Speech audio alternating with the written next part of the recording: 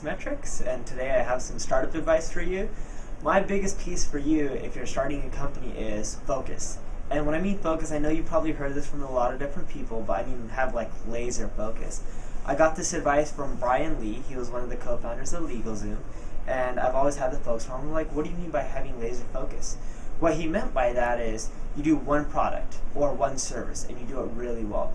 And you continually do it until your growth starts diminishing. So if you have a 30% growth rate every year, you continually doing it, and you don't switch business models or expand even into the same sector, and you continually do that until it flatlines. When it flatlines, that means you either need to buy up other businesses and expand that way or create a new service product. Example from this is Brian told me with LegalZoom that they ended up creating this out-of-the-box solution. Didn't work too well, almost made the company go under, and then they went back to focusing on just the services, and it continually grows. And if you look at LegalZoom, they still provide the same thing year over year because it's growing. So why switch if you're doing well? I'm Mihal Baldwin from Graphically, and my entrepreneurial tip is remember that as a startup entrepreneur, there's nobody who believes in you more than yourself. There's nobody who deludes you more than yourself. Make sure you're actually listening and talking to others to learn what the best thing is to do. I'm Christian Lander from Stuff White People Like, and if I were to give one bit of advice to an entrepreneur, I'd probably tailor it a little more to my life as a writer. But creating a blog, creating a company, there's something really similar about it. You have to create a brand, and you have to do something for the user to have it grow, especially in the online world. And so what I said during my talk, and what I say before, is when you create content, you have to make content that is so good, that's so strong or compelling. And I mean, good's a subjective word. What I think I mean is compelling and engaging with the people who are reading it. That you don't have to ask them to forward it on. You don't have to try and entice them to do anything. The content, the project, whatever it is you're doing is so strong, they don't have a choice but to forward it on. That you can give them something that will make them feel great about forwarding on. It'll have them look like an early adopter, or it'll make them laugh, or there's a value to them. So asking them to do the work for you is always a mistake and a recipe for disaster. You have to do the work yourself, and you have to make it so great that they can't ignore it. And so that's my little bit of advice. John Ramey, iSocket.com, founder, CEO. We're based in Silicon Valley. We do ad stuff for websites. Number one tip for new first-time entrepreneurs. People ask me, what are the qualities that you need to have? Is it perseverance? Is it passion? Is it intelligence? Is it coding skills? I think at the end of the day, you need to be stubborn and stupid. Because there's a logical, sane person would have quit my business and most other startups I know 40 times before they ever hit that inflection point.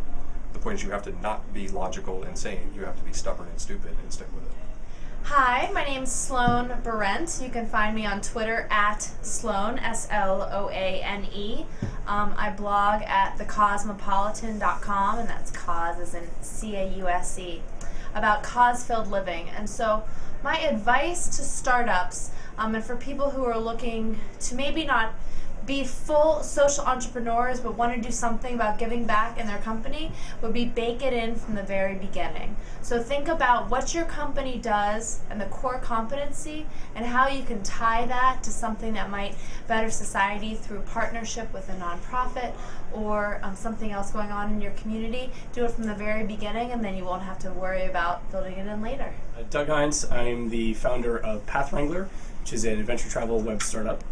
And my advice to entrepreneurs is basically get an iron gut, full on 2 feet in the water commitment. I mean, as far as talent, passion, all these things that are concerned, it's really pales in comparison to watching yourself be financially ruined. If you haven't been financially ruined, then you haven't really experienced the life of an entrepreneur. So, and that it's not that bad once you're actually in it. It's a life experience that you'll never, and it's very rewarding in the end, even in a failed business. So, get an iron gut, and you'll gain one by going through it. Brian Gorbett with Microsoft. I run the BizSpark program for the Central Region of the U.S. And the tip I would give, probably the most entrepreneurs that I talk to, the biggest piece of advice I give them is, which is probably very cliche, and many other people said, is just to stick with it. It's persistence. It's making sure that you're committed to it. Is probably the other one.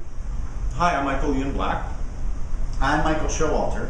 We're with the firm Bancroft, Mathers, and Borningware. And in terms of advice for entrepreneurs, do you have some? I do. The journey is the reward. I was going to say the reward is money.